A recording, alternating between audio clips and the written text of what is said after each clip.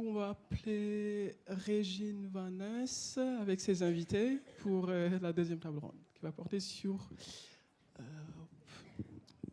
les technologies immersives. Donc, David Picard de chez Orange, Baptiste Lautrette de chez Decathlon et Samuel de chez Vcult.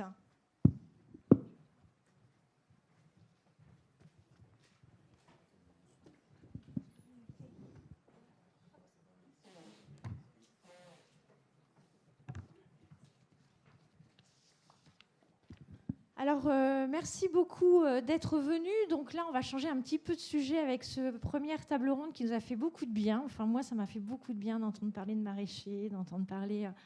voilà. On va parler de sujets très différents. En petite introduction, on voit aujourd'hui qu'on a une multiplication des allers-retours des consommateurs entre sphère virtuelle et sphère réelle. Finalement, le consommateur passe du monde virtuel au monde réel en continu.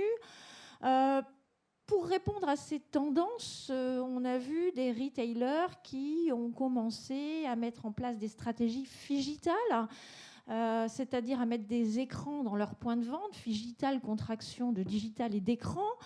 Et donc, on a une forme de phigitalisation tous azimuts qui s'est opérée depuis quelques années. Après des investissements colossaux ou très importants dans les écrans en point de vente, on a vu qu'il y a eu un retour en arrière, que des écrans ont été enlevés. Et aujourd'hui, on a une réflexion sur des écrans qui doit s'intégrer de manière réfléchie dans la customer journey, donc dans le parcours client, et non plus tous azimuts. Donc, on a investi beaucoup dans des technologies en point de vente pour finalement se rendre compte qu'elles n'étaient pas toutes utiles aux clients, aux magasins ou aux vendeurs. Alors, effectivement, moi, je me pose la question, aujourd'hui, on se dit on va rajouter des nouveaux touchpoints en magasin. Ces touchpoints, c'est la technologie immersive. On va se poser la même question qu'on s'est posée il y a quelques temps. Est-ce que c'est un véritable investissement ou est-ce que c'est un gadget qu'on va remettre en cause dans 2-3 ans Donc, je me fais volontairement, j'interpelle volontairement. Déjà, peut-être une petite présentation de qui vous êtes, et puis ensuite, on va se poser la question, mais qu'est-ce que c'est que cette technologie immersive? Qu'est-ce que c'est que la réalité augmentée? Qu'est-ce que c'est que la réalité virtuelle et la réalité mixte? Donc, peut-être une présentation de Samuel avec Vcult. Bonjour à tous, moi je m'appelle Samuel, je travaille pour une entreprise qui s'appelle Vcult. On est, pour vraiment simplifier la chose, comme une agence digitale, mais vraiment spécialisée dans les technologies de l'immersion. Donc on parle de réalité virtuelle, de réalité augmentée et de 3D sur le web. Et on travaille essentiellement avec des entreprises du retail, Decathlon notamment, mais pas que. Également pas mal d'entreprises dans le luxe, Moët Hennessy notamment. Pas forcément sur des projets en point de vente. On crée pas mal de solutions pour de la formation professionnelle. On fait également pas mal de solutions qui touchent au décisionnel, c'est-à-dire comment est-ce qu'on aide des retailers à repenser un point de vente et à travailler sur l'architecture et l'aménagement d'un magasin avant déploiement physique. Donc on va simplement travailler sur des scénarios virtuels pour tester la pertinence ou pas d'un aménagement de magasin. Donc on a vraiment une palette d'usages qui est très très large.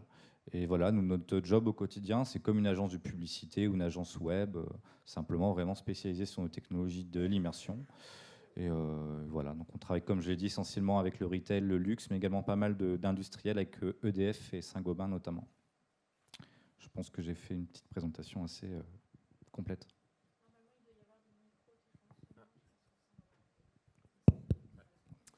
Bonjour à tous. Donc, je suis Baptiste Lautrette. Je travaille donc chez Decathlon essentiellement sur le projet de réalité virtuelle et les réalités étendues. Je fais partie d'un groupement en interne qui travaille sur tout ce qui est l'innovation de service et l'innovation en lien avec l'expérience délivrée. C'est vrai que historiquement, chez Decathlon, on fait du produit, on fabrique nos produits, on maîtrise toute notre chaîne de conception de produits. Par contre, on ne s'est pas encore posé complètement la question des services qu'on veut lier à tout ça et l'expérience vraiment qu'on veut délivrer, que ce soit en magasin ou dans la pratique sportive ou à la maison. Et donc voilà, on a créé des groupements en interne pour pouvoir vraiment pousser tous ces projets d'innovation qui naissent souvent des différentes marques de Decathlon. que ce soit Wedze, Between, donc toutes les pratiques sportives ont leur marque, et donc toutes ces initiatives naissent des marques, et nous on essaye de les aider à conclure toutes ces initiatives. Donc voilà. Bonjour, je m'appelle David Picard. Moi, je suis en charge des projets de réalité augmentée et virtuelle chez Orange. Orange, je ne vais pas vous le présenter. Hein. Réalité virtuelle et réalité augmentée, c'est vraiment le sujet. Nous, on l'utilise. Je vous en parlais tout à l'heure. On a une petite vidéo de 2 minutes, ça pique, ça pique pas trop. En fait, c'est pas mal. Moi, je suis sur 2 sujets. En boutique, comment je peux utiliser la réalité virtuelle pour déclencher quelque chose de nouveau chez le consommateur. Donc j'ai fait des trucs sur la fibre, sur Orange Bank et sur la maison protégée. Et sinon, 80% de mon taf, c'est sur la 5G et plein de trucs que vous allez voir l'année prochaine. Je vous en parlerai dans 6 mois. Voilà. Est-ce que tu peux mettre vous pouvez mettre la vidéo Merci.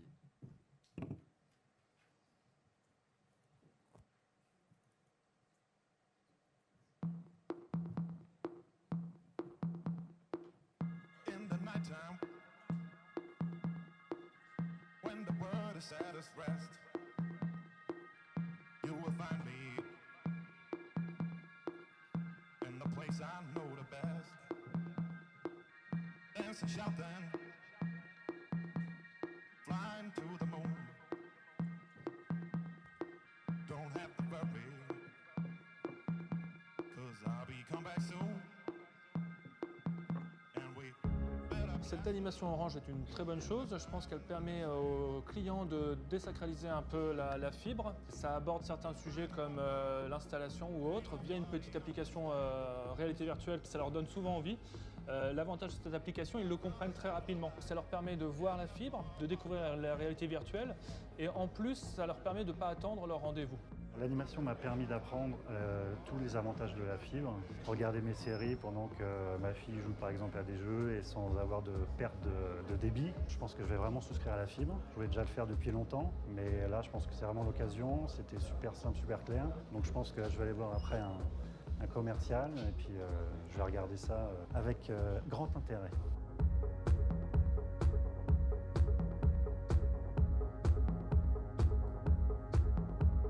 Je trouve l'animation très immersive. L'animation m'a permis d'apprendre tout ce qui était possible avec la fibre, que ce soit en termes de débit, que ce soit en termes de fonctionnalité, d'usage. Donc j'ai vraiment appris pas mal de choses aujourd'hui. Et c'est vraiment plus clair pour moi.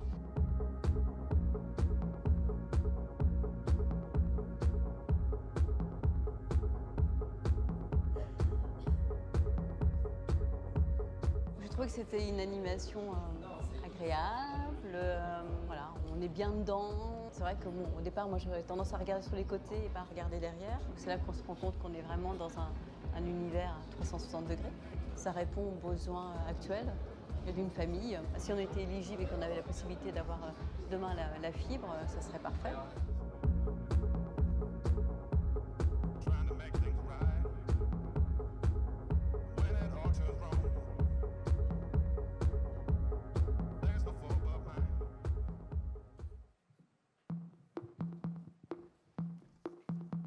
Bien, merci beaucoup David. Vous vouliez rajouter quelque chose sur cet élément ou... Ça, c'était on appelle ça un POC. Après, on l'a vraiment déployé. Donc là, c'était juste un petit test qu'on a fait au mois de décembre. Et en fait, j'étais à Marseille, je faisais une expérience de réalité virtuelle en communication interpersonnelle sur différents lieux. Les gens se parlaient à distance, sans latence et tout. Et on m'appelle, on me dit tiens David, tu peux nous faire la même chose pour Orange Bank, un mois après pour Maison Protégée. Et donc bref, nos offres et services vont s'appuyer sur ce type de nouveaux services pour faire vivre des expériences de vie à nos clients. J'aime pas le mot réalité virtuelle, il fait peur. J'aime pas ces trucs-là.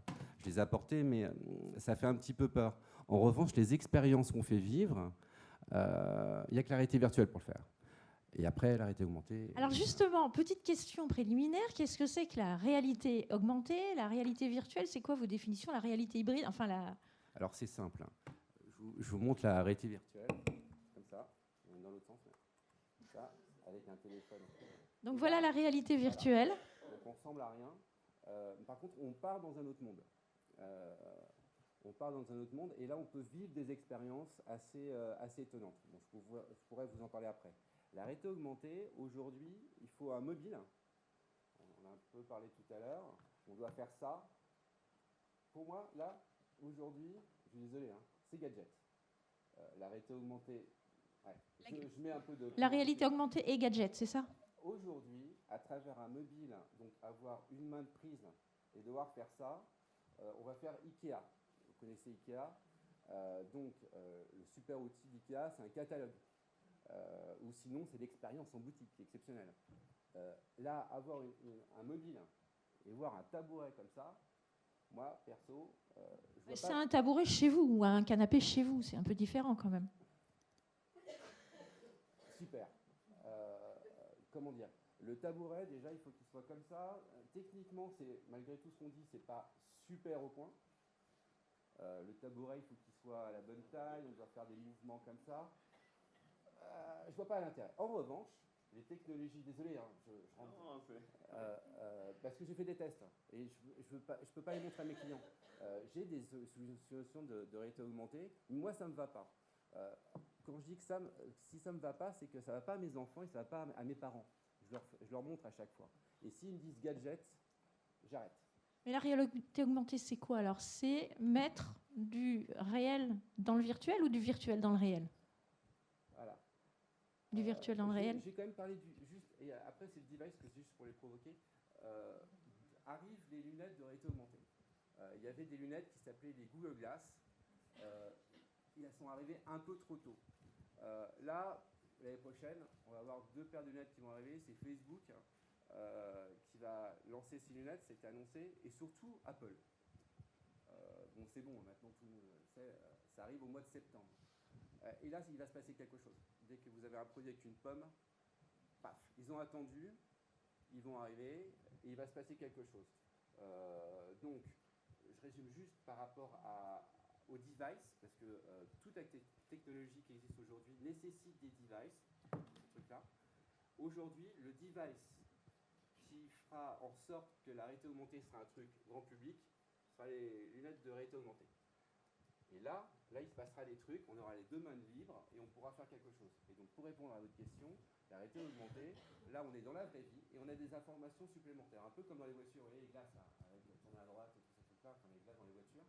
Bah là, c'est la même chose. Vous aurez une information complémentaire. Imaginez tout ce que vous avez sur votre PC, vous l'aurez sur une glace transparente sur vos lunettes et vous pourrez interagir et faire des trucs. Plein d'histoires sont en train d'être écrites. Maintenant, le petit tabouret d'Ikea, gadget. Ça n'engage que moi. Des réactions, Samuel? Oui, alors bon, pour résumer, donc on a dit la réalité virtuelle, c'est vous mettez un casque et on vous plonge dans un environnement qui est totalement différent de votre réalité. La réalité augmentée, c'est je vous superpose des informations virtuelles par-dessus votre perception du réel. Entre les deux, on a un truc qui s'appelle la réalité mixte, qui effectivement correspond en termes de device à des lunettes dans lesquelles vous pourrez simultanément passer d'un environnement totalement virtuel à quelque chose qui mélange du réel et du virtuel. Donc ça, effectivement, on parle de devices comme des casques Microsoft HoloLens. On parle évidemment des Google Glass qui vont arriver avec les nouvelles générations. On parle des devices Apple, on parle de Magic Leap, ce genre de choses. La réalité aujourd'hui, c'est que on est sur des coûts quand même très prohibitifs et sur des développements d'applications qui restent encore très complexes. Même pour la réalité virtuelle, quand vous regardez le taux d'adoption, donc le taux de ménages qui ont acheté un casque de réalité virtuelle qui s'en servent au quotidien, on est quand même sur un marché encore aujourd'hui de niche. Donc effectivement, le côté je prends mon téléphone ou ma tablette pour placer un tabouret chez moi du catalogue Ikea peut être frustrant parce qu'on n'a pas cette sensation totale d'immersion. Quand bien même aujourd'hui, c'est la seule porte d'entrée vraiment viable pour le grand public parce que je pense qu'aujourd'hui, on a peut-être moins de 0,1% de la population en France qui a un casque de réalité virtuelle à la maison. Donc on espère que les choses vont bouger. Oculus, qui appartient à Facebook, qui a annoncé beaucoup de nouvelles innovations là, à la dernière conférence OC6 il y a 2 semaines, je crois. Les prix sont en train de baisser, le matériel est beaucoup plus convaincant, beaucoup plus accessible au public, mais on a encore aujourd'hui un frein en termes d'adoption. Donc, tant qu'on n'aura pas passer cette barrière, malheureusement, il faudra qu'on trouve des petits compromis en restant sur des environnements smartphones. Voilà. Et pour rester sur cette distinction entre réalité virtuelle et réalité augmentée, il faut aussi se poser la question de l'usage. Qu'est-ce qui est pertinent en réalité virtuelle, qu'est-ce qui ne l'est pas? Je vais prendre un exemple un petit peu provoquant, mais moi, personnellement, il y a un truc qui m'a beaucoup énervé, c'était il y a 3 ans, c'était la mode des roller coasters avec un logo. C'est-à-dire, je vais vous faire une expérience de réalité virtuelle dans une montagne russe avec le logo Oasis. Et c'est du placement de produit pour Oasis.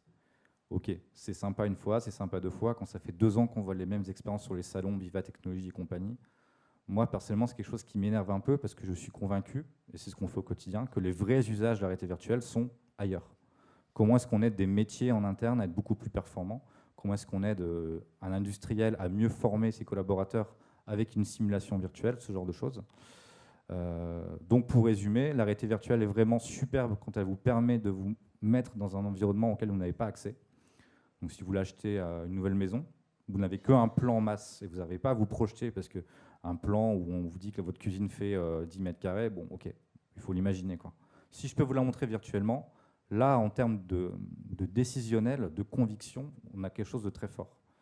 Si je vous parle par exemple de votre futur véhicule qui sera complètement customisé, full option, j'ai choisi ma carrosserie, j'ai choisi mes options, j'ai choisi mes équipements et je peux la voir en réalité virtuelle avant même qu'elle soit produite, là ça a du sens. Donc il faut vraiment se poser la question de quel usage fait sens pour mon produit, pour mon entreprise.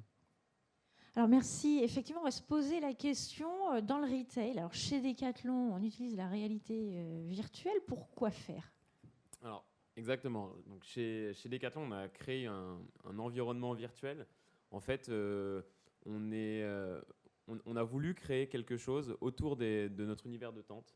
Parce que justement, on avait ce problème en interne qui est de la volonté de réduire la taille de tous nos magasins. Donc forcément, les mètres carrés coûtent cher, surtout à Paris. Et donc, on a la volonté de réduire cette taille totale des magasins. Et donc, forcément, qui dit réduction de la taille des magasins, bah, moins de place pour mettre des produits.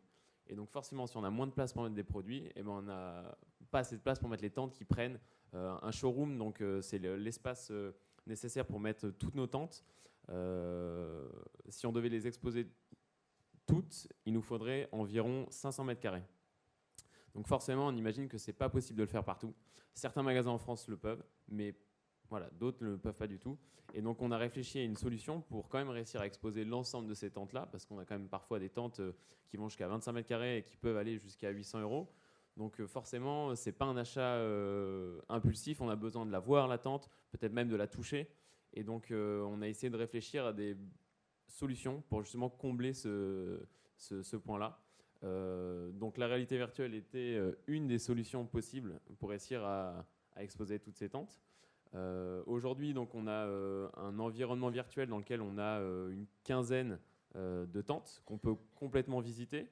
On peut faire de nombreuses actions dessus. Ça permet aussi de voir les petites fonctionnalités cachées des tentes. Est-ce qu'on peut voir comment on les monte? On peut voir comment on les monte, justement. On a travaillé... Alors, c'est une grande question chez Decathlon. C'est vrai qu'on est très fort pour apporter de nouvelles technologies qui permettent de monter très très bien les tentes. Maintenant, c'est les refermer qui est voilà, plus dur. Ce que je veux dire, parfois, c'est les fermer qui est compliqué. Mais en tout cas, voilà, on essaye justement d'apporter tous ces petits détails pour aider les clients, les utilisateurs à comprendre nos produits, à comprendre la valeur qu'il y a derrière ces produits-là. Donc là, en l'occurrence, pour l'univers des tentes, chez Quechua, cet outil-là était une bonne solution. Pour rebondir sur la question du est-ce que c'est un gadget ou pas, je pense que c'est une très très grande question.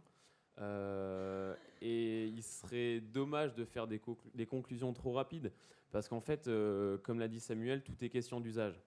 En fait, en effet, un casque de réalité virtuelle, il ne va pas nous permettre de tout faire. Tout dépend de l'usage. Le gros problème, entre guillemets, c'est si on part de la technologie pour développer quelque chose. Si on se dit absolument, nous, chez Decathlon, on veut mettre de la réalité virtuelle dans nos magasins.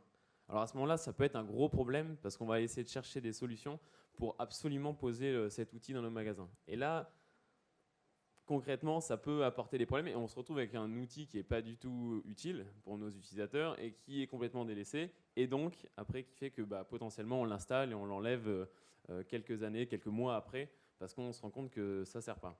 Donc, en fait, il faut vraiment éviter de partir de l'outil. Peu importe la raison pour laquelle on veut essayer de mettre une technologie dans un magasin, déjà, il faut essayer de voir si est-ce que oui, c'est la technologie qui peut nous aider à le faire. Et donc, pour ça, il faut déjà se dire, OK, qu'est-ce que je veux essayer de mettre en place dans mon magasin et quel usage je veux combler. Là, en l'occurrence, sur les tentes, l'usage, c'était on a besoin de voir la place, on a besoin de rentrer dans la tente, on a besoin de voir la place qu'elle prend dans un environnement réel par rapport à ma taille. Est-ce que je vais pouvoir tenir debout dans cette tente-là? Est-ce que je vais devoir être accroupi pour me déplacer dans la tente? Est-ce que je vais pouvoir manger dans ma tente ou juste dormir? Et donc, pour ça, après réflexion, on s'est dit, voilà, la réalité virtuelle peut être une solution. Il y a d'autres usages possibles, on peut utiliser d'autres outils pour faire ça. Mais pour le coup, on a vraiment essayé de partir de cet usage-là et de cette volonté de montrer des volumes, des espaces. Si demain, la marque de chaussures chez Decathlon nous dit on veut faire des chaussures en réalité virtuelle, à ce moment-là, en effet, il faut absolument dire non. Parce qu'on va mettre un stand de réalité virtuelle en magasin pour voir des chaussures qui sont 3 mètres plus loin. Donc, c'est un peu un grand débat autour de toutes ces technologies-là parce que forcément, on a ce regard de la concurrence que font les autres, que font même d'ailleurs d'autres industries, pas forcément dans les marques de sport. On regarde aussi ce qui se fait dans le retail d'une manière générale. Donc on a vite tendance à essayer de faire la même chose et de rattraper parfois nos retards et se dire « Ah mince, j'ai tel magasin, telle enseigne qui fait de la réalité virtuelle, il faut absolument, ou de la réalité augmentée, il faut absolument que je le fasse. » Et donc ça, c'est un vrai danger parce que dans ces moments-là, on va trop vite. C'est ce qui s'est passé d'ailleurs sur le Figital, c'est-à-dire qu'il y avait une course et une forme de mimétisme où tout le monde mettait des écrans. Hein. Donc les magasins se ressemblent de plus en plus parce qu'ils ont de plus en plus d'écrans. Alors justement, là, on est côté client, à travers des exemples. Quels sont les bénéfices clients? Vous nous dites, on veut bien vous croire qu'effectivement, ce n'est pas un gadget. Quels sont les bénéfices clients, donc, en donnant peut-être des exemples? Alors, moi, j'aime pas le micro. Je parle parce que j'ai besoin d'avoir mes mains libres. Désolé. Je suis entièrement d'accord sur le point où on a des boutiques. On a quelques centaines de boutiques chez Orange. Et donc, les bénéfices qu'on a tirés de ces premières expériences, c'est, vous savez, je ne sais pas s'il y a des clients Orange ici, et si vous allez dans nos boutiques, il y a un moment qui est douloureux, c'est la queue. On attend, c'est chiant, partout. Et donc là, ce moment compliqué devient un moment cool. Tac, on passe un petit moment. Par rapport à ce qui était dit tout à l'heure, effectivement, la réalité virtuelle, pour plein de contenus aujourd'hui, c'était des gadgets. On a fait pas mal d'études là-dessus, où le premier effet, c'est waouh, deuxième effet, petit waouh, et après, le casque, il part dans le placard et c'est fini. Donc, il faut à chaque fois raconter des histoires qui puissent rebondir pour que ça se passe bien. Les gens recherchent un petit moment. On ne va pas partir pendant 1 heure avec un masque. Sinon, déjà, on a des marques, on a mal aux yeux, c'est pas possible. Donc, c'est un petit moment de 5 à 10 minutes pour de la découverte, pour apprendre. Et là, qu'est-ce qu'on apprend dans nos boutiques? Effectivement, les gens ne vont pas venir avec leur maison, l'installer, tiens voilà. Un des problèmes sur la fibre, c'était l'installation de la fibre, ça va tout péter dans mon appart. On va faire des trous, ça va être la galère. À travers cette expérience, je pourrais vous la montrer à certains, on est dans un bel univers, une belle maison, une petite voie, juste comme ça, la réalité virtuelle, 80% de l'expérience, c'est le son. C'est pas ça, ça se passe là. Et donc, une petite voix raconte, le passage de la DSL à la fibre, voilà la famille, comment elle se connecte, et comment ça se passe, et arrive la fibre. Donc, il n'y a pas un marteau-piqueur qui casse, mais on voit juste la fibre qui arrive jusqu'à la box. Et là, effectivement, je rebondis sur un autre truc, la réalité augmentée. Donc, la réalité augmentée, le but du jeu pour nous, c'était de se dire, chez le client, à travers, donc malheureusement aujourd'hui uniquement un mobile, on regarde et puis on voit l'arrivée de la fibre. Donc, je l'ai fait. Le seul truc, c'est que c'est pas très net. Hein. La fibre, elle bouge pas mal. Enfin, ça, c'est d'un point de vue technique. Ma box, elle bouge. Elle n'est pas nette. Elle n'est pas au bon format. Bref, je ne peux pas vous le montrer. C'est pas possible. Le concept est joli. Ça marche bien. Voilà. Demain, on va pouvoir y arriver. Voilà. Ça, c'est sur la réalité augmentée. Concernant la réalité virtuelle et les bénéfices aujourd'hui, ils sont très forts parce que si on investit un peu, hein, je peux vous parler de chiffres, hein, je travaille avec plein de prestats, faire un film comme je l'ai fait sur la fibre, je suis sur un budget de 100K. D'accord, donc à chaque fois, par contre derrière, il faut que je le déploie. Alors là, j'ai un autre problème. Comment ça se passe? Donc, j'envoie ça dans les boutiques, je forme les gens, comment ça se... Enfin, c'est compliqué. J'ai un petit flyer, là, je lance un autre truc, je vais le montrer tout à l'heure. Je vais présenter ça et on va le déployer dans toutes les boutiques, dans pas mal de boutiques. C'est une borne de réalité virtuelle. Voilà. La borne me règle, là, pour 6 mois, 1 an, va me régler les problèmes. Le problème, c'est... Alors là, c'est vraiment, je vous partage cette expérience qui était assez complexe de déploiement de la fibre dans les boutiques. Donc, comment ça se passe? J'ai plein de boutiques, j'ai une application de réalité virtuelle. Donc, comment ça se passe pour la déployer, que nos clients puissent savoir? Donc, Samsung, ça va, on les aime bien, on a quelques casques en boutique. Donc, l'équipement, on l'a. Et les mobiles aussi, donc ça, c'est pratique. Après, c'est l'application. Tout ça, ça fonctionne sur une plateforme qui s'appelle Oculus. Alors, déjà, ça pique. Oculus, c'est quoi? C'est pas Google. Donc, il faut un compte Google, il faut un compte Oculus. Donc, il faut prendre ses petits doigts, installer tout ça, installer l'application, on croise les doigts pour bien la télécharger, mettre le mobile et la mettre sur la tête du client. Ouh là là, tout ça, c'est très compliqué. Je vous raconte une expérience que j'ai pu faire dans quelques centaines de boutiques suite à ça. Donc, je me dis, ça marche bien. Parce que vous avez vu, la vidéo, elle est belle, ça se passe bien. Par contre, après, je décide de le donner aux vendeurs. Parce que là, ce que vous avez vu, j'ai investi pour avoir une expérience de réalité virtuelle, mais derrière, j'ai mis des coachs. J'ai pris une agence. Et ça m'a coûté très cher. Et c'est pas là-dessus. Nous, on a des vendeurs. Mais est-ce que les vendeurs, ils ont du temps pour télécharger, utiliser ces masques? Ben non. Ils n'ont pas le temps. Donc, il faut leur simplifier.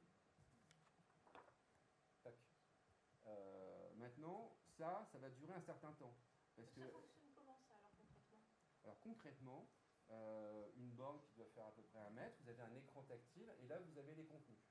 Donc, là, il y a mes 3 contenus, et d'autres contenus qu'on peut proposer. Le client choisit, prend son masque, qui est comme ça, et moi, j'aime bien pas avoir les lanières, parce que ça décoiffe. Ouais, ça m'intéresse pas.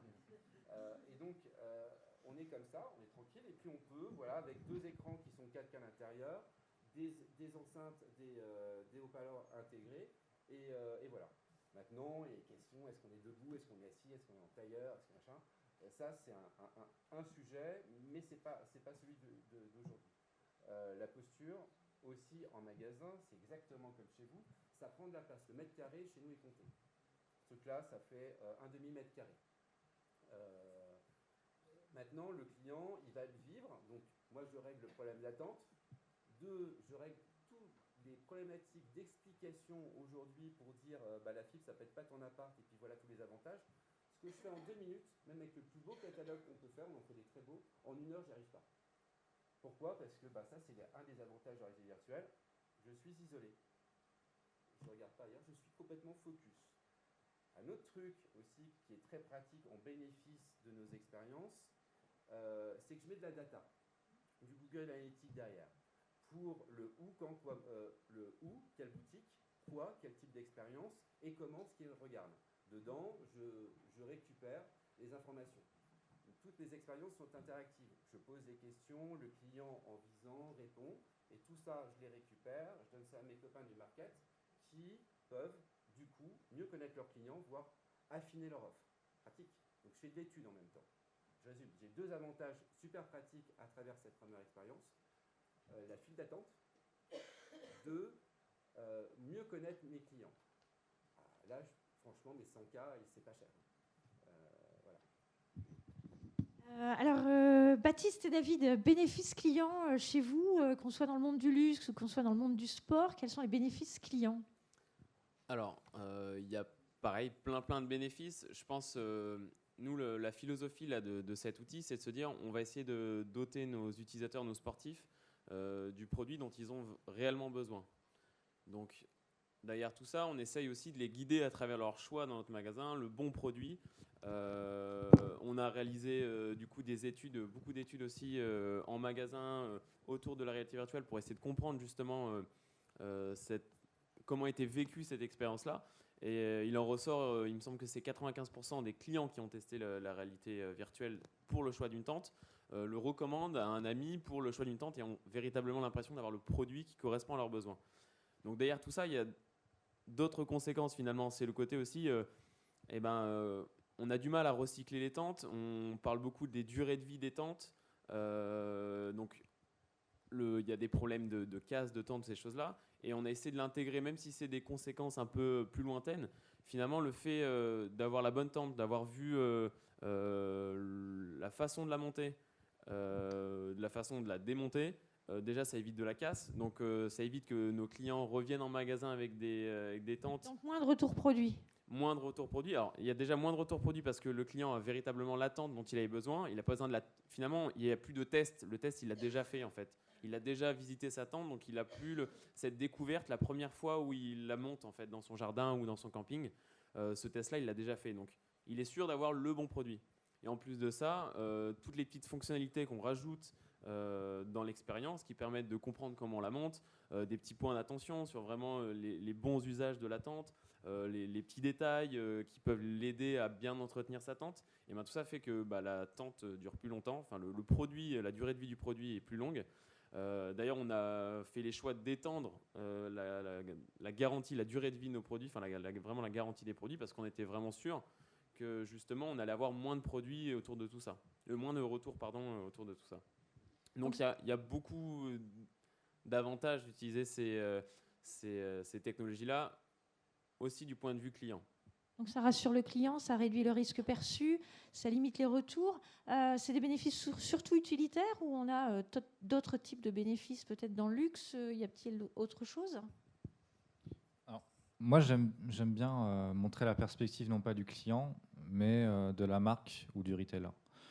Quand vous savez, alors nous en tant que prestataire de service, quand on vend nos solutions en retailer, quand on arrive à démontrer que notre solution va significativement booster tel KPI, par exemple votre taux de transformation, là on a gagné quelque chose.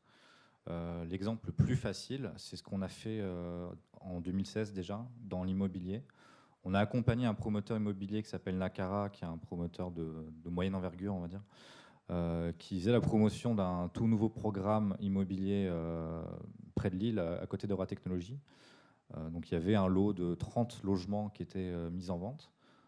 80% de ventes réalisées sur un week-end uniquement grâce aux casques de réalité virtuelle qu'on avait mis à disposition dans le petit Algeco où on pouvait découvrir le programme. Donc ça, c'est assez fort. C'est assez fort comme KPI. Si on peut par exemple démontrer que Batiche et Decathlon arrivent à vendre peut-être 20% de plus de produits grâce à ces expériences immersives, là on a gagné quelque chose. Il va nous donner l'information, Baptiste? Alors, on n'a pas de chiffres sur cette vente-là parce que justement, l'expérience, pour l'instant, elle avait vocation à aider un peu tout l'environnement autour du magasin. Donc, toutes ces connexions-là sur ces outils pour pouvoir mesurer justement la transformation, le taux de transformation, sont en train d'être ajoutés. En fait, c'est un projet qui est né il y a 3 ans, mais qui a évolué d'année en année, qui a complètement évolué. Donc finalement, on n'a pas encore une expérience qui est stabilisée sur laquelle on est capable de rajouter des petits outils, les petites fonctionnalités. On commence à y aller, mais on est encore sur le gros du travail. C'est tellement nouveau comme façon de faire, de mettre un outil de réalité virtuelle en magasin, que finalement, on est en train de rajouter ces petits éléments qui vont nous permettre après de mesurer tout ce qui est engendré. Je vais juste rebondir rapidement sur la question précédente. Donc sur le luxe, nous on voit plutôt une grosse valeur ajoutée dans le storytelling. Donc à la fois pour le client, mais également pour les collaborateurs. Je vais vous donner l'exemple de ce qu'on fait avec Moët Hennessy depuis 2 ans et demi. Donc on accompagne la division Brand and Portfolio Education de chez Moët Hennessy avec des outils de réalité virtuelle qui sont en fait des outils de formation.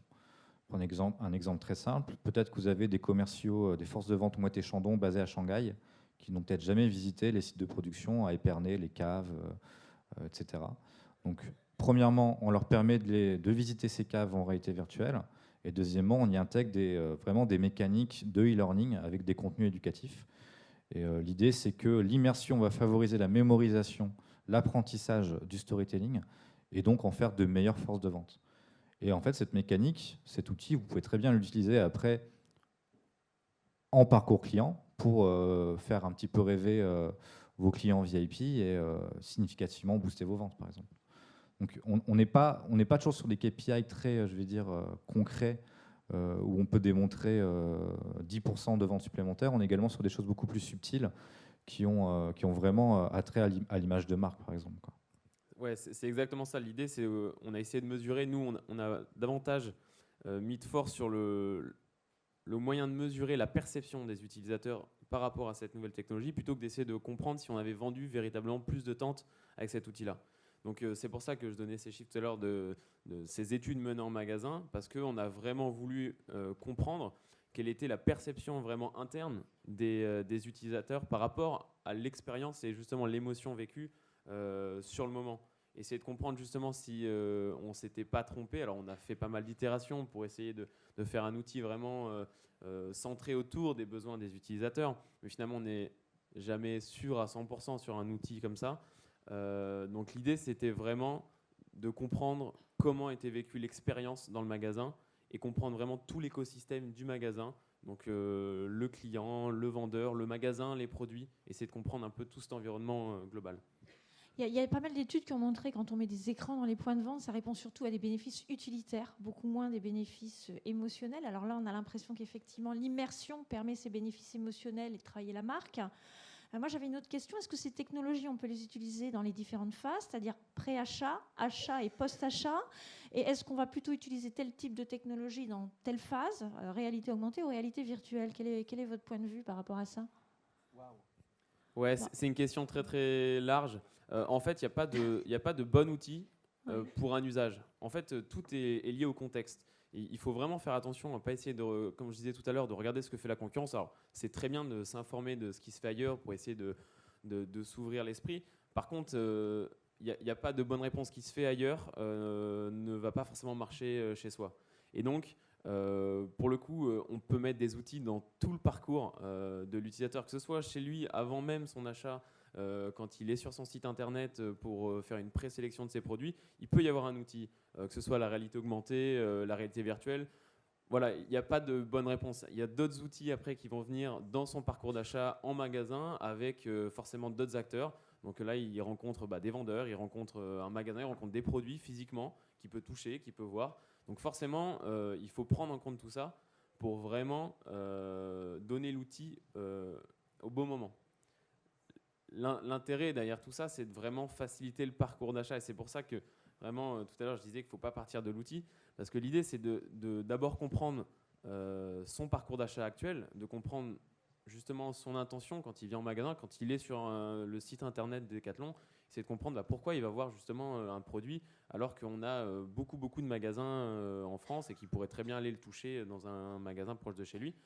Mais voilà, il a ses raisons et l'idée, c'est de les comprendre, ces raisons-là, pour pouvoir justement mettre un outil ou peut-être pas d'outil, peut-être qu'il n'y a pas besoin d'outils et ça ne sert à rien justement d'aller chercher absolument à mettre un outil digital s'il n'y en a pas besoin et que ça n'apporte pas de valeur. La question, c'est aussi la valeur. Il faut vraiment que ça apporte une valeur supplémentaire.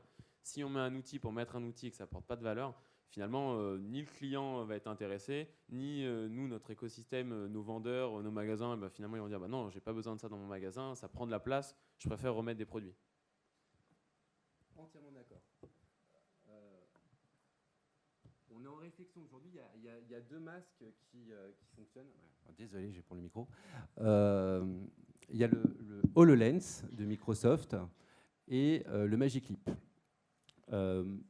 Microsoft HoloLens, B2B, pour les pros, pour plein de trucs pour les pros. Le Magic Leap. Magic Leap, je ne sais pas si vous connaissez. Levez les doigts ceux qui connaissent Magic Leap, comme ça on peut faire à peu près le Magic Leap. MAGIC-LEAC, ok. Magic Leap, c'est un masque de réalité augmentée. C'est une boîte qui a levé 2 milliards. Donc aujourd'hui, c'est assez rigolo, c'est que cette boîte, donc, ils sont basés à Miami. Leur usine est à Miami. La direction est à Miami et tout est au même endroit. C'est pas sous-traité en Chine. J'ai la chance de voir le truc, c'est assez hallucinant, c'est une mode de réflexion originale. Pourquoi je parle de Magic Leap? Parce que celui-là, il tient bien la route. C'est un masque de réalité augmentée. Hein. Donc vous avez bien compris la réalité augmentée par rapport à la réalité virtuelle. Oui. Le Magic Leap a passé des accords avec des distributeurs. Aux États-Unis, ils ont signé un accord avec AT&T, l'Orange local, Docomo qui investit, et puis nous. Et donc là, la réflexion que j'ai aujourd'hui là-dessus, je vous la partage. Comment je vais l'utiliser, ce Magic Leap? Et là, c'est un petit peu ce que me disaient les camarades de table. J'ai une petite idée. Je vais la partager, puis vous me direz ce que vous en pensez. Donc le Magic Leap, un casque de pro, parce que ça vaut quasiment 1 000 €, pour des expériences donc, de réalité augmentée. Donc imaginez, je suis comme ça, donc voilà, hop, et puis hop, je vois un truc qui apparaît. Donc j'ai les mains libres et je peux parler, je peux avoir une expérience. Je vis une expérience de dingue sur un de nos offres et services, la fibre. Voilà. Et il vit un truc sympa, le client en magasin. Disons qu'il est comme, donc pas comme vous, il n'est pas geek, il ne sait même pas ce que c'est, il faut que ce soit pratique, mais il vit une expérience. C'est ça qui est rigolo. Il va vivre une expérience en boutique. Pose le masque, et puis le coach, le vendeur à côté dit alors, c'était sympa? Ouais, c'était sympa. Vous avez bien aimé la fibre? Oui, j'ai bien aimé la fibre. Et après? Et là, une petite application de réalité augmentée pour continuer cette expérience sur son mobile chez lui, ce serait pas mal. Mais il y a encore les technologies qui ne suivent pas. Mais le masque Magic Leap peut permettre de faire des expériences nouvelles en magasin. J'arrive pas encore à trouver le truc, je cherche. Presta pour m'aider là-dessus. Parce que on peut aujourd'hui inventer des expériences immersives à nos clients, s'appuyant sur la réalité augmentée et la réalité virtuelle. Et on peut écrire de belles histoires. C'est évident. Maintenant, on a le problème des devices. Qui nous pose souci. Et le but du jeu, n'est pas du gadget. Les expériences que je propose, ce n'est pas du gadget, c'est du business. Derrière, les gens qui font cette expérience, malheureusement, je ne peux pas vous donner des chiffres, vous communiquer mon taux de transfo, mais si en l'espace d'un mois, la petite vidéo que vous avez vue là, au mois de décembre, on a décidé de le décliner sur plein d'offres et services, c'est qu'on pense qu'il se passe quelque chose. C'est sérieux. J'ai fini. Je vais juste, pour conclure rapidement sur ce volet, la réalité virtuelle ou la réalité augmentée ne va pas remplacer les vendeurs. Ça, c'est un truc que des fois, certains clients, c'est de l'objection qui revient de façon récurrente. Parce que en fait, vous voulez remplacer mes vendeurs par des écrans et in fine par des interfaces virtuelles. Non, pas du tout. En fait, toutes les technologies de l'immersion doivent, dans un monde idéal, donner des super pouvoirs à vos vendeurs. Un petit peu le côté sales genius de chez Apple, on est exactement dans cette logique-là. Donc en fait, la clé du succès pour un déploiement en point de vente, c'est comme la borne, quelque chose qui est clé en main, donc très facile d'usage pour un client lambda qui n'a peut-être jamais mis de casque de réalité virtuelle sur sa tête dans sa vie. Et également faciliter la vie au vendeur et lui permettre d'être beaucoup plus performant dans son acte de vente. Voilà. Faciliter et former. C'est le truc que j'ai découvert l'année dernière. Avant de faire cette vidéo et de faire le déploiement, je me suis transformé en coach. J'ai mis un t-shirt et je suis allé à Amiens et j'ai dit est-ce que je peux donc présenter mon expérience. Là, ça s'appelle un truc qui est vachement bien, ça s'appelle la chance. Un client rentre, le vendeur me dit tu peux aller le voir, je vais le voir, je lui mets le masque sur la tête. Il venait acheter une coque pour son iPhone. Il est reparti une demi-heure après avec un contrat fibre. Donc je me suis dit, j'ai changé de métier, moi je suis bon pour la vente. Non, je me suis surtout dit, tiens, ça marche. Ce que je veux dire par là, c'est que après, on a fait d'autres trucs. Je vous raconte encore des expériences de vie, toujours à Amiens, très belle ville et tout, c'était cool.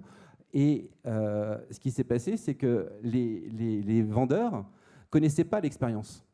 Et donc, lorsqu'on faisait l'expérience sur un client, le client, il apprenait plein de trucs. Genre, la fibre, ça fait 5 mm, l'installation, la prise de rendez-vous et tous les bénéfices de la fibre. Bref, on lui en met plein la tête en 2 minutes. Mais franchement, il est super calé, en 2 minutes. Et le vendeur, sur certains points, il ne le savait pas. Donc après, je suis rentré dans un jeu où, en fait, le client était plus au courant de certains points de l'offre que le vendeur. Et là, je me suis dit, OK, il y a peut-être de la formation à faire. Et donc, effectivement, chez nous, je peux vous expliquer aussi le circuit de décision pour arriver à faire ça. C'est très compliqué. C'est pas le market, c'est pas la com, c'est comment on le fait. Bon, bah, faut mettre beaucoup d'énergie, c'est pas facile. Et pour la formation, je vous dis pas, il y a beaucoup de monde et bon, bah, ça va se faire un jour. Donc gros enjeu de transformation digitale. Et pour vous donner juste comme ça un petit indicateur, Walmart aux États-Unis, donc c'était l'année dernière, a acheté 17 000 casques Oculus Go pour former ses forces de vente. Donc on parle à peu près de potentiellement, je crois que c'est un peu moins d'1 million de collaborateurs chez Walmart. Mais ils ont d'un coup comme ça passé une commande auprès d'Oculus de 17 000 casques. C'est quand même un signal qui est fort. Et aujourd'hui, clairement, le gros potentiel de la réalité virtuelle est dans la formation professionnelle. Il y a un institut dont j'ai oublié le nom, mais qui estimait que d'ici 2025, on serait aux alentours de 6,3 milliards de dollars d'investissement uniquement dans la formation via la VR. Et dès qu'on dit le mot Oculus, il faut plutôt entendre Facebook. Facebook a acheté, voilà. Donc on dit Oculus, mais voilà. Et les marques, c'est Apple, Facebook, Amazon. Voilà, les vrais acteurs aujourd'hui de la réalité virtuelle. Augmenter, c'est un autre sujet. Alors on a commencé par les bénéfices clients, on a commencé par le client, mais de plus en plus apparaît le mot vendeur. Donc on voit que finalement cette réalité virtuelle, elle va de plus en plus servir aux vendeurs. Là aussi, on est conforme avec les résultats de recherche qui nous montraient que les écrans en point de vente, si vous regardez, ils sont très souvent désertés. Moi, je m'amuse à faire des photos de toutes les bornes qui sont seules. Et il y en a énormément, des bornes qui sont seules. Donc je dis, voilà encore une borne qui ne sert à rien. Et ce qui sert aujourd'hui, tous les travaux de recherche le montrent, c'est quand on est accompagné par un vendeur en allant sur la borne. D'ailleurs, certains ici ont travaillé sur ce sujet. Et donc j'ai envie de me poser la question, est-ce que cette technologie, finalement, elle doit être accompagnée par le vendeur? Et je pense qu'il y a un changement de paradigme chez Decathlon que je trouve très intéressant. Exactement. En fait, on ne s'est pas assez bien posé la question de qui allait utiliser en fait l'outil. Nous, dans nos têtes, même si cet outil a été co-construit, bien sûr, avec des clients, avec des vendeurs, finalement, c'est quelque chose qui doit être ancré au cœur du développement de l'outil. Qui va l'utiliser, les acteurs qui tournent autour. En fait, on s'est dit, nous, tout simplement, que c'était un outil qui est à destination des clients, parce que l'objectif, c'est de faire découvrir des tentes à des clients. Mais derrière tout ça, en fait, il y a plein de contraintes de conception et de choix de fonctionnalités qui sont réalisées en rapport avec ce choix de qui va l'utiliser et quel est notre focus. Et donc au début, notre focus, c'était vraiment le client, d'essayer d'apporter l'expérience la plus dingue pour nos clients, qu'ils aient l'impression d'être vraiment, ils ont la possibilité de choisir entre 3 environnements différents, la montagne, la forêt, le désert. Ils peuvent faire plein de choix super pour vraiment essayer de se positionner comme s'ils étaient en vacances, en camping ou des choses comme ça. Mais finalement, une fois mis sur le terrain, une fois mis dans nos magasins, on s'est rendu compte que notre vendeur, finalement, il est quand même vachement occupé le samedi quand il a 10 clients qui attendent pour avoir un conseil. Et quand l'outil plante ou quand l'écran de l'ordinateur s'éteint et que ça éteint l'ordinateur, qu'il est obligé de le rallumer, tout ça, finalement, ça ajoute des contraintes, en fait. Alors qu'on était là pour les aider à faire du business, à essayer de vendre des tentes, on s'est rendu compte qu'on leur apportait des frais en plus. Donc ce qu'il faut savoir, c'est que chez Decathlon, on a presque 2 mondes différents, qui est le monde de la conception et le monde du retail, donc le monde physique des magasins. Et bien souvent, en magasin, ils ont l'impression qu'on leur pousse des outils qu'ils doivent absolument utiliser. Et en fait, ils ont l'impression de ne pas être forcément inclus dans cette conception-là. Et donc là, on a vraiment fait ce changement de paradigme justement pour passer d'un focus client à un focus vendeur. Donc désormais, on est fiers de pouvoir dire qu'on a développé un outil d'aide à la vente pour nos vendeurs, justement. L'idée, c'est de leur donner les capacités, un outil pour vendre des tentes de manière simple. Et donc, ça a entraîné justement des choix dans le développement de l'outil, des choix qui paraissent tout bêtes, mais le fait que finalement, quand il arrive en rayon le matin à 9h, le vendeur, tout est prêt. En fait, l'ordinateur est conçu et développé pour qu'il s'allume avec le réseau complet du magasin à 8h le matin.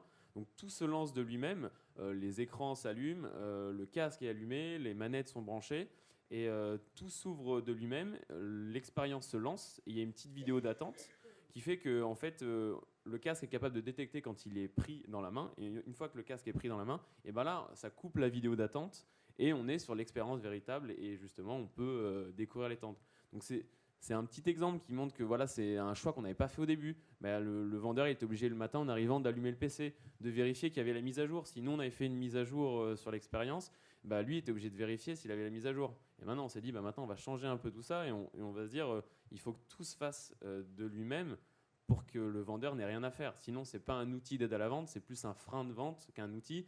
Et c'est pour ça qu'après on se retrouve avec des bornes qui ne sont pas utilisées, ou plein d'écrans comme on a dans nos magasins qui sont éteints, parce que voilà, c'est un outil qui n'est pas conçu pour être accompagné d'un vendeur, en tout cas dans lequel le vendeur n'a pas été mis au centre des préoccupations. Donc une simplicité pour le vendeur. Effectivement, le vendeur, on l'outil, on a une symétrie des équipements, mais à force de lui donner des équipements, est-ce qu'il va être capable de tout gérer? Donc on aimerait bien en savoir un peu plus sur le rituel du vendeur et de sa posture par rapport à cette technologie, mais je crois que David voulait rajouter quelque chose. Ce qui est assez rigolo, lorsqu'un consommateur vit une expérience de réalité virtuelle, c'est que son corps continue à bouger. La réalité virtuelle, en l'espace de 10 secondes, paf, si vous êtes bien dedans, vous êtes ailleurs. Donc qu'est-ce qui se passe? Si l'expérience est sympa, belle et tout, on peut avoir ce type de mouvement. Donc il faut surtout, je ne sais pas chez vous comment ça se passe, assis. Franchement, si un jour un client chez nous se casse la figure, se blesse, ça fait rire des youtubeurs. Moi, ça me fait pas marrer, je perds mon métier. On a des clients très sportifs. Ouais. Je pense qu'on a même des clients communs, il y a même des trucs à faire. Le truc, donc là, ce que je raconte, donc voilà, le client. Donc, ce qui est très important dans la formation des vendeurs, c'est le avant. Pourquoi on va lui mettre ça sur la tête et pourquoi on va pas lui mettre sur la tête. Moi, je refuse qu'un enfant de moins de 15 ans mette un masque sur la tête. On a une démarche Orange RSE, on a une démarche là-dessus. Moi, je ne sais pas du tout l'impact de la lumière bleue et sur les yeux des enfants. Donc ça, hop, on arrête. Il y en a qui peuvent le faire. Il y a du jeu vidéo aujourd'hui, plein de trucs. Nous, en tout cas, Orange, là-dessus, on a une approche sur la réalité virtuelle qui est très précise. Donc, à qui je le mets? Et pendant qu'il le met, donc qu'est-ce qui se passe? Donc là, chez nous, vous savez, les applications, on a des notes, ça s'appelle les NPS. Vous connaissez peut-être, là. Non? Bon, voilà. Et donc là, NPS, pour moi, ce que je donne aux vendeurs, il y a 3 niveaux. Ça se passe juste sur la bouche. C'est pas content, neutre, très content. Et c'est simple. Dès qu'il fait ça, si le client il se marre, c'est comme une information intéressante. Vous donnez un catalogue, vous montrez une vidéo. Est-ce que vous avez déjà vu un client qui regarde une vidéo sur une borne qui se dit « Ah, c'est génial, c'est top !» Non, ça n'existe pas. Il regarde, il est neutre. Tout le monde est neutre. Sur un catalogue, on est neutre. C'est marrant, hein, ce truc. Hein. C'est important. Vous lisez un catalogue, une pub, on est neutre. Et ça, on n'est pas neutre. Pourquoi? Parce qu'on fait ça, et là, on part, et le corps continue, il communique. Donc là, ce que je dis, chez nous, on a une petite note. Regardez le consommateur. Il bouge, il sourit. S'il sourit, la question sera un petit peu différente lorsqu'il va retirer le masque. Je résume. Avant, pendant, après, on doit être vigilant sur l'expérience et la façon dont le consommateur vit l'expérience pour s'adapter et proposer quelque chose. C'est fini. Donc on crée de la bonne humeur chez le vendeur pour que derrière, il concrétise plus facilement. Chez le client, pardon. Mais un client heureux rend un vendeur heureux, oui. Alors, je pense qu'il faut faire attention avec ce côté client heureux, surtout avec des outils comme ça, parce que forcément, c'est des outils que les gens n'ont pas forcément l'habitude d'utiliser. Et donc, si on se dit, on met le casque sur la tête, il sourit, c'est génial, on a gagné, je pense qu'on se trompe peut-être un petit peu, parce que c'est juste une nouvelle expérience qu'il découvre et qu'il n'a jamais vue avant. Donc, de base, je pense qu'il va sourire. Et justement, après, il faut faire attention de réussir à contourner ça, d'aller au-delà de juste émerveiller le client ou l'utilisateur. Il ne faut pas oublier que, en tout cas, sur l'expérience Decathlon, l'objectif, c'est quand même de montrer détente. Donc justement, si on met le casque sur la tête d'un client et qu'au final, il essaie juste de marcher dans le feu parce qu'on a fait un petit feu de camp et qu'il essaie juste de voir s'il va brûler ou pas, finalement, on n'aura pas gagné, même s'il sourit, parce qu'il aura vu 0 de nos tentes, quoi. Donc, je pense qu'il faut essayer d'aller un petit peu plus loin et essayer de justement vraiment se mettre à la place, et le côté empathie, il faut vraiment se mettre à la place de l'utilisateur final pour essayer de comprendre finalement ce qu'il va ressentir. pour aller au-delà et ensuite voilà, que ça puisse servir à quelque chose. Et sur le côté vendeur, pour revenir sur ça, en effet, si lui-même ne voit pas que c'est utile pour son client, de base, il ne va pas l'utiliser. Il ne va pas perdre son temps à utiliser un outil si en mettant le casque sur la tête de son client, il se rend compte que ça ne lui fait rien. Et si en plus, ça ne le fait même pas sourire, ouais, pour le coup, il va vraiment pas l'utiliser. Et on aura tout perdu. Alors oui, justement, on aimerait bien savoir, est-ce qu'il y a déjà des best practices qui sont identifiées? Avec qui utiliser le casque de réalité virtuelle? Comment? À quel moment? Est-ce qu'il y a déjà des retours là-dessus? Ou est-ce que finalement, non, on est dans une phase trop précoce pour avoir ces premiers retours? Alors, c'est une question très vague. Tout est, encore une fois, tout est question de contexte, tout est question d'usage. Les usages évoluent en permanence. En fait, il faut prendre un petit peu de recul sur la situation et voir qu'on a à peu près 3 types d'acteurs. On a les technologistes qui créent des solutions hardware ou logicielles. Donc, nous, Vickle, par exemple, on crée des solutions logicielles. On a le retailer qui fait appel à des solutions technologiques pour créer des usages en point de vente. Et on a le consommateur. Consommateur, aujourd'hui, il est quand même assez néophyte. Il découvre ces technologies. Et ce qui est intéressant, c'est qu'on est en processus d'itération permanente. Donc là, c'est ma culture startup qui ressort un petit peu, mais on est constamment dans des phases de test and learn. On part du postulat qu'on ne connaît pas les best practices. On va expérimenter des choses et on va améliorer nos expériences en analysant le comportement des consommateurs. Et parfois, on a des très belles surprises. Comme tu le disais, Baptiste, l'application de tente que vous avez créée il y a 2 ans, 3 ans, a quand même considérablement évolué avec le temps parce que vous avez fait quelques ajustements quand vous avez vraiment vu comment cette application était déployée en magasin et quels étaient les petits freins que vous n'aviez pas forcément détectés au préalable. Donc, c'est une question très vague. Ouais, sur les best practices, la seule chose que je pourrais dire, moi, justement, si on est en contradiction, peut-être, le seul point sur lequel on est en contradiction avec Orange, là, sur leurs outils, c'est justement, nous, on ne s'empêche pas le fait que ce soit utilisé par un enfant. Parce qu'on a imaginé, en fait, ce cas d'usage-là, et on s'est dit, on va mettre un grand écran en face, parce que l'enfant, il y a peu de chances qu'il soit arrivé dans le magasin tout seul, quand même. Donc, ses parents doivent être autour.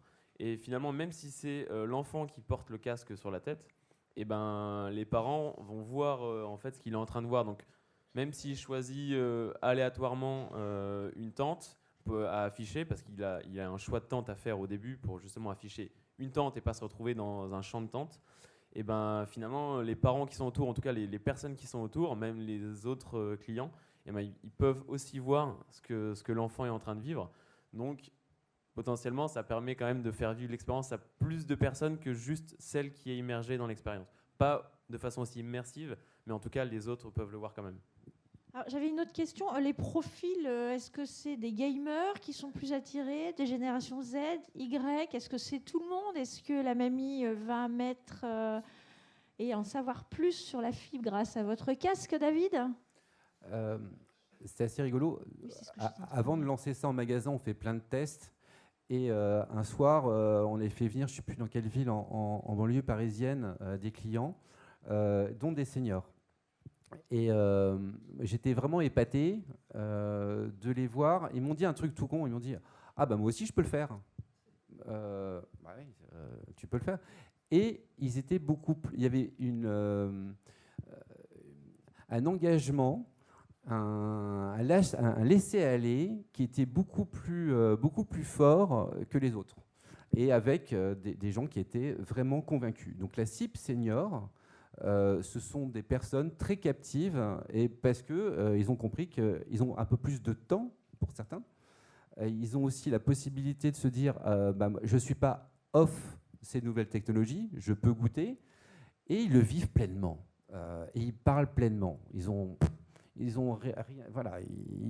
un sens du truc. Et donc, sur la fibre, ça a été une très bonne expérience. Et ça s'était très bien passé avec la cible senior. Après, toute la population. Pour revenir juste comme ça à Decathlon... On m'annonce qu'il faut qu'on termine la table ronde. C'était grâce à Decathlon que j'ai pu faire tout ça. Donc, je voulais quand même dire, ce qui est quand même un comble, c'est que pour faire en sorte qu'Orange avance comme ça, ça a été très compliqué. Et j'ai pris cet exemple des tentes, qui était le truc. Comment on plie et on déplie une tente Donc comment on règle un problème? Donc moi, le problème, c'était l'installation. Les gens ont peur que ça leur casse leur appart. J'ai pris cette argumentation et j'ai pu le déployer. Donc merci à Decathlon. Bon, bah, la boucle est bouclée. Nos magasins seront des futurs magasins de salles de jeux vidéo. 3 questions dans la salle, en fait.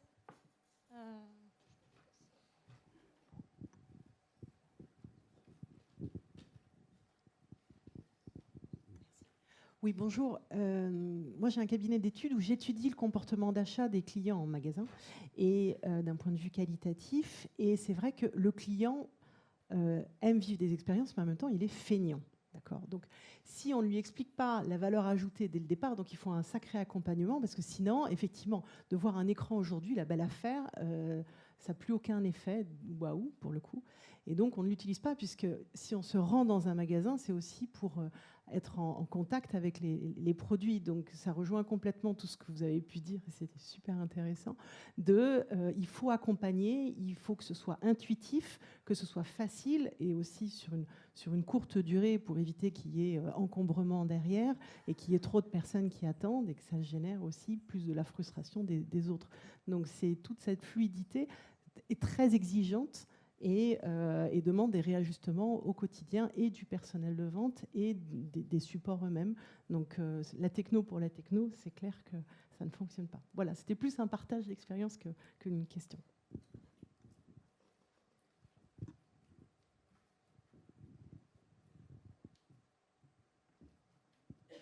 Bonjour, merci beaucoup pour votre présentation. Alors on a beaucoup parlé d'expérience immersive. J'ai moins entendu parler d'interactivité ou d'engagement du client avec l'outil. Et donc, je me demandais, notamment comme vous avez relié ça à de la connaissance client, comment est-ce que vous essayez de mesurer l'interaction du client avec cette expérience? Quelles sont les mesures possibles d'engagement? Quel degré d'interactivité, de contrôle est-il préférable ou souhaitable de mettre en place pour avoir les meilleurs, évidemment, résultats? Et donc, comment est-ce qu'on peut relier l'engagement du client avec l'outil et avec ce qu'il peut faire comme action avec une meilleure connaissance client, qui est l'un des 2 objectifs que vous avez énoncés? Ce que je vous propose, je vous montrerai l'expérience, j'ai pris un masque, comme ça vous le verrez. Concernant concrètement la fibre, donc c'est un film qui dure à peu près 3 minutes, une expérience, où il y a 2 phases. Une première phase, on lui explique, on lui apprend, avec c'est pas uniquement joli, il y a quelques textes, du son et tout ça. Après, on pose des questions. Et on récupère ces réponses. Ces réponses, après, on les analyse. Et voilà. Donc là, effectivement, je mets du Google Analytics derrière, où je peux effectivement savoir donc le où est-ce que ça se passe, mais surtout pendant l'expérience. Donc je vais être très, très concret. Sur l'expérience fibre, je pose des questions, c'est quels sont les bénéfices? Donc on met le fait de pouvoir télécharger son film en streaming ou de streamer, enfin plein de choses. Et on a placé dedans aussi le fait de travailler chez soi. Voilà. Le truc n'est pas remonté. Personne l'a choisi. Juste comme ça, comment on choisit? Simplement en bougeant la tête. Vous avez un viseur en face, paf, c'est validé, on prend. Et donc, il y a plein de questions qu'on posait. Et tout le monde répondait. 95% des gens ont fait l'expérience de bout en bout. Donc ça, c'était cool. Ça veut dire que ça ne les ennuyait pas. Et après, ces informations avec le market. Et donc, du coup, on peaufine. Avec ça, on a peaufiné. J'ai répondu? Ouais, dans ce côté mesuré, en fait, déjà, ce qu'il faut se dire à la base, c'est qu'il faut que ce soit la conséquence. Finalement, il ne faut pas qu'à la base, déjà, l'objectif de cet outil soit de récupérer de la donnée. En tout cas, pour ces outils-là d'immersion, ce serait une erreur. Et après, en fait, tout dépend des fonctionnalités qu'on rajoute dans l'expérience. À nous de voir, en fonction de nos objectifs, là, nous, c'est vraiment de comprendre, pour le coup, les critères d'achat en magasin, qu'on soit une famille ou pas. Donc, en fait, il faut relier en fait, le client à son compte client, sur lequel on a déjà des données, et en fait les croiser avec l'expérience qu'il est en train de vivre et les produits qu'il a sélectionnés, les produits qu'il a visités, les actions qu'il a fait sur les différentes tentes. Et tout ça, ça nous sert un petit peu à comprendre justement comment il achète, pourquoi il achète, et ça nous permet d'avoir de la donnée derrière tout ça. Moi, je voulais juste prendre un petit peu de recul sur votre question. La réalité virtuelle, c'est de la neuroscience. C'est de la neuroscience. Quand on vous montre des images dans un casque, en fait, on fait appel à des stimuli. Et ce qui est intéressant, c'est de penser l'analyse du parcours utilisateur et la mesure par la discipline de la neuroscience. On sait qu'on est capable aujourd'hui, dans les casques de réalité virtuelle, de détecter l'orientation du regard, de savoir que l'utilisateur a plutôt regardé, a été réceptif à telle zone de la scène virtuelle, a plutôt été réceptif à tel stimuli sonore, etc. etc. Et quand vous avez compris ça, vous comprenez tous les usages aujourd'hui qui sont déployés en médecine, par exemple, en rééducation, tous ces usages qui sont vraiment passionnants. Et voilà, il y a un potentiel qui est tellement large. Après, vraiment neurosciences, quoi. C'est ça. Par contre, il faut vraiment faire attention dans cette mesure-là, parce qu'il faut prendre en compte plein d'éléments. Le fait que ce soit justement des nouveaux outils, potentiellement, c'est le fait qu'il va voir pour la première fois cette expérience-là. Donc, peut-être il ne faut pas faire de raccourcis trop tôt et se dire il est resté quand même 30 secondes dans l'attente ou dans la chambre de l'attente. Peut-être que ça veut dire ça. Ou alors peut-être que c'est juste parce que en fait il s'était perdu dans l'attente et où le casque est tombé. Donc il faut vraiment faire attention, surtout sur ces sujets-là, à pas faire de conclusions trop hâtives parce que ça pourrait engendrer derrière des choix qui pourraient être faussés, quoi. Y a-t-il une troisième question? Oui, tout en haut. Il y en a deux dernières. Alors, Laure? Oui, merci pour cette table ronde passionnante. Moi, je vais revenir sur le vendeur. Je voulais savoir si vous aviez quelques retours de vos commerciaux, de vos vendeurs en point de vente, sur la façon dont ils perçoivent leur rôle vis-à-vis de cette technologie immersive, donc, qui a visiblement un effet waouh auprès des clients. Visiblement, donc, ça marche bien pour vendre la fibre. Voilà, j'aimerais savoir un petit peu comment c'est perçu de leur part, d'autant qu'ils n'ont pas été formés, visiblement. Si vous aviez des choses alors en fait, il y a eu deux moments. Il y a eu le premier, justement, jusqu'à ce changement de paradigme. En fait, il y a eu le premier moment où ils ont l'impression qu'on leur imposait cet outil. Donc, entre guillemets, ils étaient quand même curieux. Donc, ils allaient utiliser l'outil, mais ils étaient quand même assez sceptiques. Et surtout, ils avaient l'impression qu'on leur imposait l'outil. Ce qui fait que c'était pas forcément bien perçu. Par contre, à partir du moment où on a fait ce changement de paradigme-là, où on a dit, vous, les vendeurs, vous êtes au cœur de cet outil. Et si ça vous sert pas, on le retire. Donc, on a vraiment fait en sorte de créer des fonctionnalités pour les aider. Et donc finalement, c'est eux qui ont été acteurs de cette mise en place dans les magasins. Et pour le coup, à partir du moment où ils ont eu l'impression, tout est question de retour sur l'investissement. Si le retour sur l'investissement perçu est trop faible par rapport à l'engagement, évidemment, nos vendeurs, ils ne vont pas s'en servir. Par contre, à partir du moment où ils ont compris et ils ont été suffisamment curieux pour comprendre toutes les petites fonctionnalités, tous les moyens qu'ils peuvent avoir avec cet outil-là pour vendre ou informer le client, finalement, ils ont vraiment été acteurs et actifs dans la construction de l'outil. Et on parlait de best practice tout à l'heure. On a la chance d'avoir des vendeurs géniaux. Ils sont capables de créer des scènes en magasin vraiment top autour de cette réalité virtuelle. Et c'est-à-dire alors, il y a un exemple qui est... Il faut le vivre pour le comprendre, mais dans l'expérience qui a été développée, il y a du mobilier, donc il y a des tentes, il y a du mobilier, il y a des chaises, et par exemple, certains ont un peu reconstruit l'espace qui a été conçu dans l'expérience pour que finalement, quand un client s'assoit, en fait, ils viennent leur glisser vraiment une chaise sous les fesses, et en fait, ils ont l'impression, pour le coup, quand on parlait de cerveau, le cerveau a vraiment changé, et on a l'impression d'être vraiment dans l'expérience, quoi.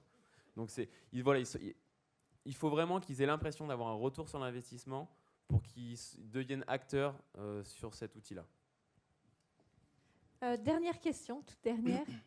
Alors ma question, vous avez parlé tout à l'heure des différents acteurs qui sont derrière ces technologies, donc réalité augmentée, réalité virtuelle. Et lorsqu'on entend justement lorsqu'on sait de qui il s'agit, on se dit qu'il y a un antagonisme évident avec les grands acteurs de la distribution, notamment en France. Et donc ma question, c'était simplement sur au-delà même de la protection des données, sur l'exploitation des données.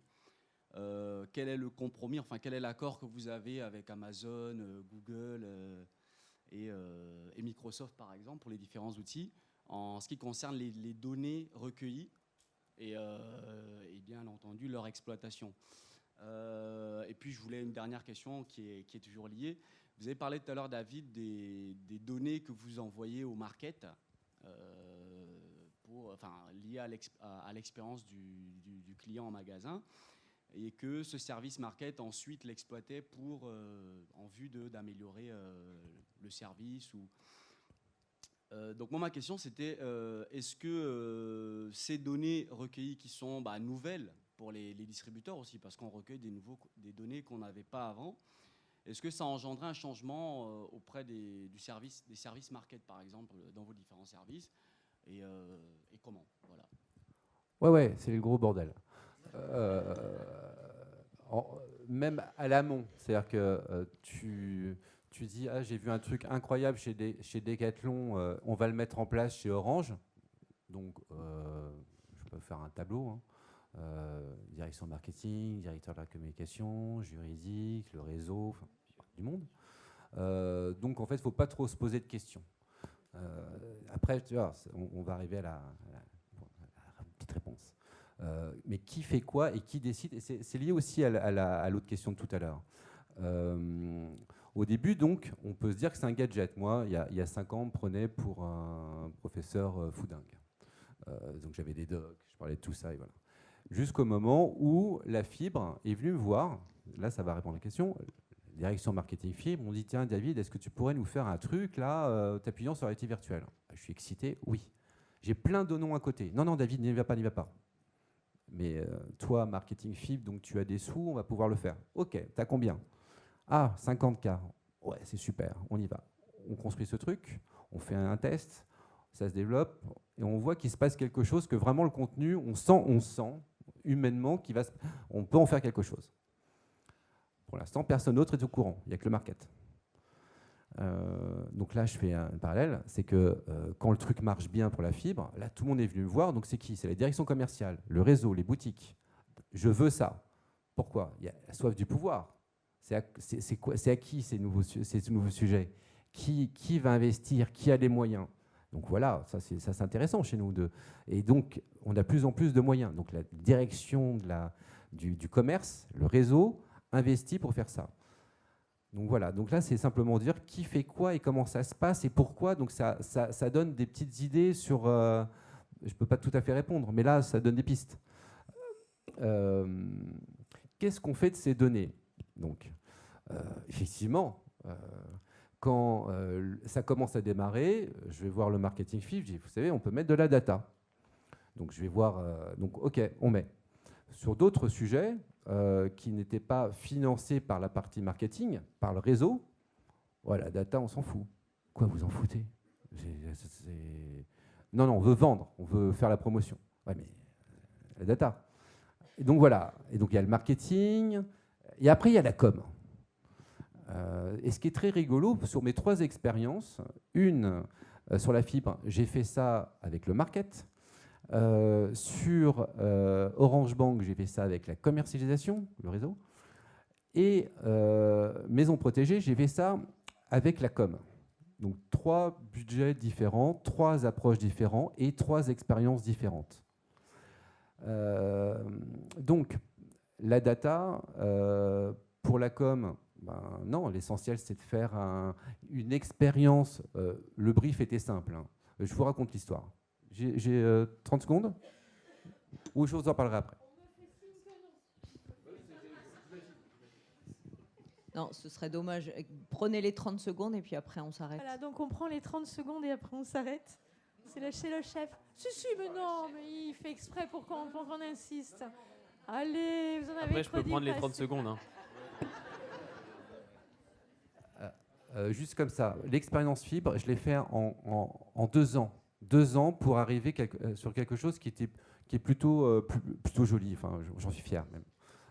En revanche, pour Maison Protégée, 1 mois et demi.